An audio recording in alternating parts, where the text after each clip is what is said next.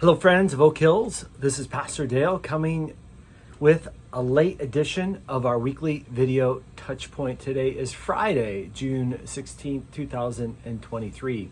Brief explanation why this is late. Pastor John and I were in Memphis, Tennessee this week for our denomination's annual General Assembly. It met through Thursday afternoon and we drove home following business on Thursday afternoon, arrived back home late Thursday night, just about before midnight, and I did not have an opportunity to take the video for Touchpoint. I normally do on Thursdays. I just had no means to do that while in Memphis or traveling home. And then I forgot earlier today. I was planning to do it this morning, but my Friday morning routine is sermon prep and sermon study for Sunday morning, and I just forgot about a video. So here I am, Friday evening, June 16th. I'm happy to bring our video Touchpoint to you. My article this week for the Points to Ponder is related to the sermons recently. We had two sermons out of the early verses of Ephesians 4 where Paul is making his first exhortation to the church, and it's centered on the unity of the church. And so I wanted to think more about that from other passages in Scripture. So this article is titled Unity. There are two main passages in the Bible that speak about the unity of God's people. One is Ephesians 4, 1 through 6, which we have considered in recent sermons at Oak Hills. The Apostle Paul commands the church to walk in a manner worthy of her calling, which includes being eager to maintain the unity of the Spirit. Paul grounds this command in the fundamental unity of God. The three persons of the Trinity are united in their saving work of us and in their formation of the single people of God, namely the church. Our calling to maintain the unity is undergirded by God's work to create the unity. The second passage in the Bible addressing unity is found in John 17, which is called Jesus' high priestly prayer. In the same night that he would be betrayed by Judas, Jesus offers up this magnificent prayer recorded by John. In addition to praise, it contains 6 petitions. First, that the Son would be glorified by the Father in his sacrificial death.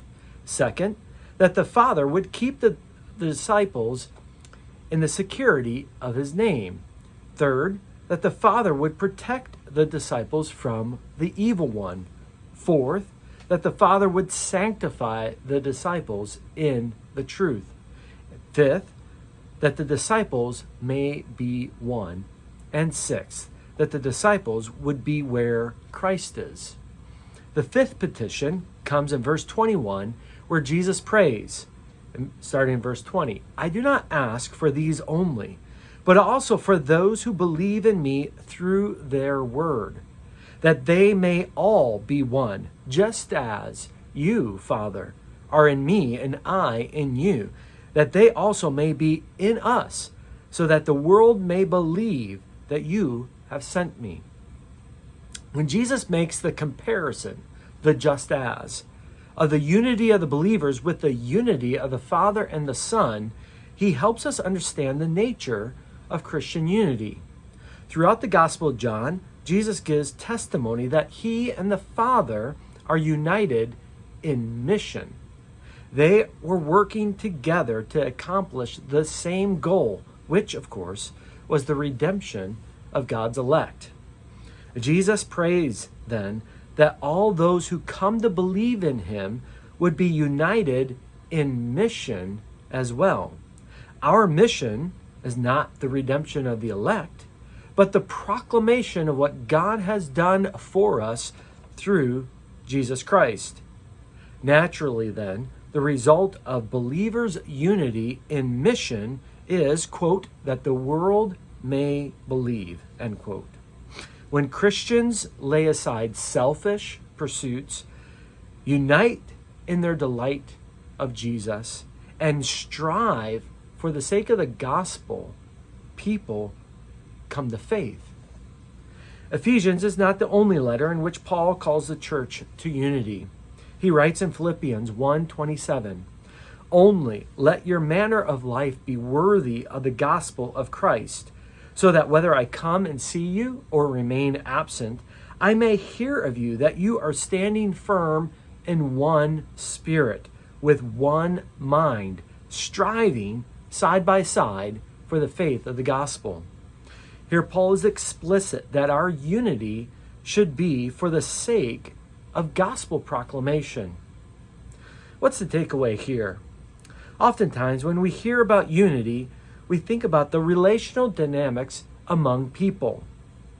That is part of unity, as Paul has stressed in Ephesians 4:2, with all humility and gentleness, with patience, bearing with one another in love. When we are only looking at one another, however, unity often slips through our fingers. The bigger part of unity is our focus on Christ and the mission to proclaim Christ. We will find ourselves in deeper unity with one another when our eyes are on Jesus, not one another. Putting Paul's writings together then, let's maintain the unity of the Spirit by striving side by side for the sake of the gospel. Just real briefly for our highlights this week, we encourage you to continue to pray for our missionaries of the month. It is our own team that will be traveling to Warm Springs, Oregon, July 1st. So we are praying for them this month ahead of their travels. John Lee, Jonathan Thiele, Jacob Buck, and Carrie Greer will be spending the week with the Sacred Road Ministry team in Warm Springs, ministering to the Native Americans. So pray for their preparations, their spiritual growth, and the impact of that ministry there on the reservation. This Sunday is Father's Day, and we will continue our focus and study in Paul's letter to the Ephesians. I look forward to continuing chapter 4, where Paul turns his attention to the giving of gifts. And through the giving of gifts, we see that there's a diversity even in the midst of the unity. Well, thank you for joining me for this late edition of the Touchpoint. I look forward to being with you soon. God bless.